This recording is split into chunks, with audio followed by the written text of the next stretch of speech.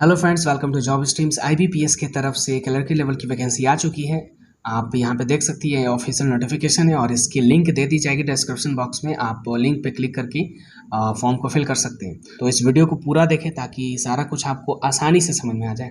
तो पहले हम बात करते हैं पार्टिसिपेटिंग बैंक्स की, कि ये सारे बैंक्स पार्टिसिपेट करने वाले हैं। अगर आपकी जॉब होगी तो इन्हीं सारे बैंक्स में से किसी एक में होने वाली है, जैसे Bank of Baroda, Bank of India, Bank of Maharashtra, Canara Bank, Central Bank of India, Indian Bank, Indian Overseas Bank, Punjab National Bank, Punjab and Sind Bank, UCO Bank and Union Bank of India. अब बात करते हैं टेंटेटिव डेट्स की। तो 12/7 यानी आज से फॉर्म अप्लाई कर सकते हैं 1/8/2021 तक। और फॉर्म अप्लाई करते वक्त आप पेमेंट कर सकते हैं फ़ी की, क्योंकि लास्ट डेट ऑफ पेमेंट 1/8/2021 ही रखी गई है। यहाँ बात करते हैं download of call letters for pre exam training, जो कि SC/ST को स्पेशली कराई जाती है। तो आप कॉल लेटर यानी कि एडमिट कार्ड डाउनलोड कर सकते हैं अगस्त में।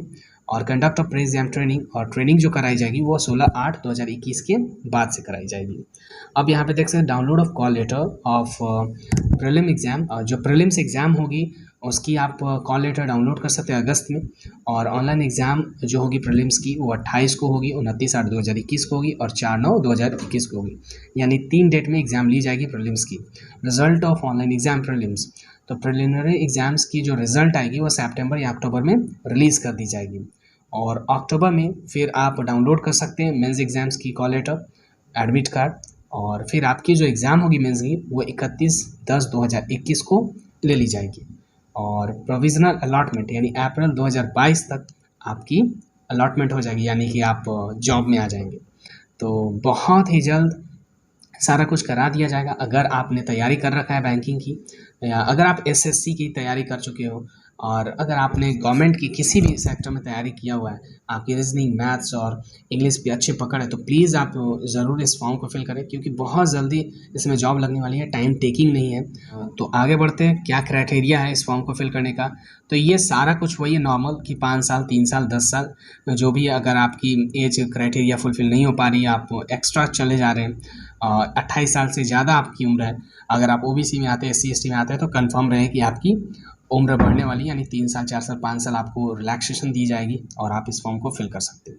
तो मिनिमम 20 और मैक्सिमम 28 साल है इस फॉर्म को फिल करने के लिए। 1/7/2021 तक आप देख सकते हैं as on.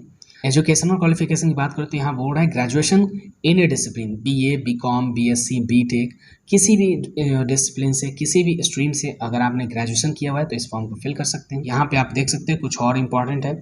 Candidate must possess valid marksheet, degree certificate that he or she is a graduate on the date he or she registers। यानी कि जब फॉर्म फिल कर रहे हैं तो आपके पास डिग्री सर्टिफिकेट या मार्कशीट होनी चाहिए। यानी आप परसुइंग है, यानी अभी आप BA कर रहे हैं, BCom कर रहे हैं, BSc कर रहे हैं, तो इस फॉर्म को फिल नहीं कर सकते हैं। कंप्यूटर लिटरेसी होनी चाहिए, यानी कि कंप्यूटर का नॉलेज होना चाहिए, यानी DCA, ADCA, टैली वगैरह की नॉलेज होनी चाहिए।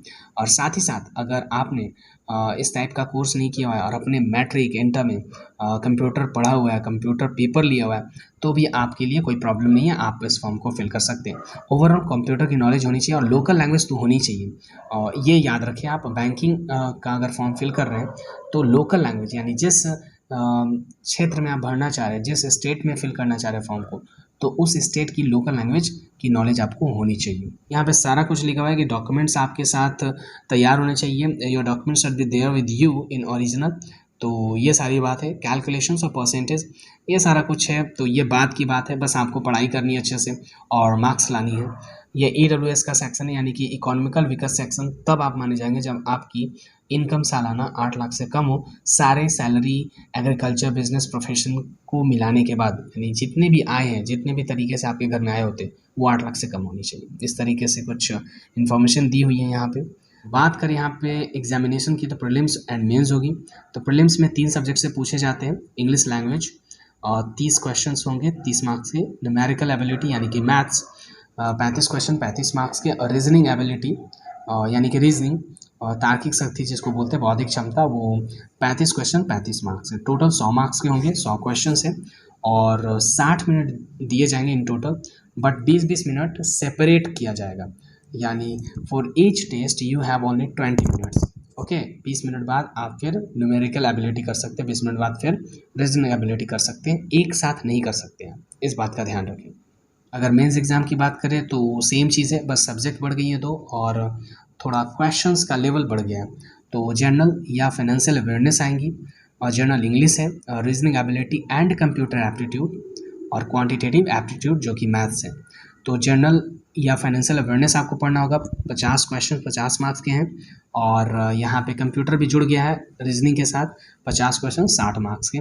और इंग्लिश की बात करें तो 40 क्वेश्चन 40 मार्क्स के और क्वांटिटेटिव एप्टीट्यूड यानी मैथ्स 50 क्वेश्चन 50 मार्क्स के। टोटल 200 मार्क्स के हैं और क्वेश्चंस 190 हैं। यहाँ पे आप देख सकते हैं टाइम सेपरेट कर दिया गया है, 35 मिनट्स फॉर जनरल और फाइनेंशियल अवेयरनेस के लिए है, 35 मिनट इंग्लिश के लिए दी गई है, 45 मिनट रीजनिंग और कंप्यूटर के लिए दी गई है, 45 मिनट क्वांटिटेटिव एप्टीट्यूड्स, यानी टोटल आपको 160 मिनट दिए जाएंगे मेंस एग्ज़ाम के लिए। और ये जो क्वेश्चंस होंगी वो बाइलिंगुअल यानी इंग्लिश और हिंदी दोनों लैंग्वेजेस में होगी।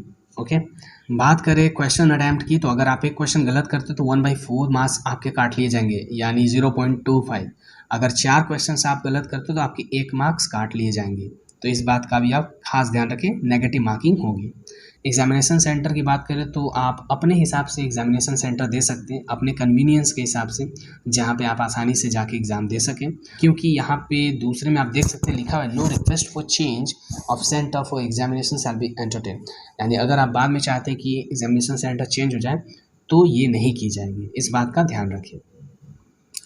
कट ऑफ मार्क्स की बात करें तो यहाँ पे लिखा हुआ है कि ओवरऑल तो कट ऑफ होनी चाहिए और ईच सेक्शन में, सारे सेक्शन में जो मिनिमम कट ऑफ बनाई जाएगी उसको भी पार करनी होगी, यानी 15, 18, 17 और 21 इस तरीके से बना दिया गया। तो इतने मार्क्स तो आपके आने ही चाहिए सारे सब्जेक्ट में। साथ ही साथ इन टोटल अगर 80 कर दिया गया, ठीक है, तो 80 भी आनी चाहिए, इस प्रकार आपकी जॉब होगी। फी की बात करते 175 रुपये इंक्लूसिव ऑफ जीएसटी, तो SC ST PWBD और EX यानी XSM कैंडिडेट्स के लिए है और 850 रुपये अदर्स के लिए है। मैं आपको बता दूं इसमें सैलरी नहीं लिखी गई है, फिर भी मैं आपको बता दूं कि मिनिमम सैलरी 25,000 से 35,000 के बीच में ही होती है। मिनिमम 25,000 और मैक्सिमम 35,000, यानी ये सारे बैंक्स में से कहीं 25,000, कहीं 30,000, कहीं 35,000 आपको एक क्लर्क लेवल की पोस्ट के लिए मिलेगा, ठीक है। कहीं 28,000 भी मिल सकते हैं, सारा DA HRA वगैरह मिला करके बहुत सारे पैकेजेट्स और अलाउंसेस मिलते हैं, तो वो सारे मिला करके आपको 25, 30, 35,000 रुपये मिलने वाले हैं। तो सैलरी बहुत अच्छी खासी होने वाली है। आई होप आपको वीडियो समझ में आ गया हो। अगर फिर भी कोई दिक्कत रह जाती है तो आप कमेंट करें, अगर फॉर्म फिल करने में भी कोई परेशानी आती है तो आप कमेंट कर सकते हैं। I will try to solve your problems और फिर मिलते हैं नेक्स्ट वीडियो में। आई होप आपको वीडियो अच्छा लगा तो शेयर अपने फ्रेंड्स के साथ ज़रूर करें, चैनल को सब्सक्राइब करें ऐसे ऑथेंटिक और न्यू नोटिफिकेशन के लिए। फिर मिलते हैं नेक्स्ट वीडियो नए नोटिफिकेशन, तब तक के लिए थैंक यू वेरी मच।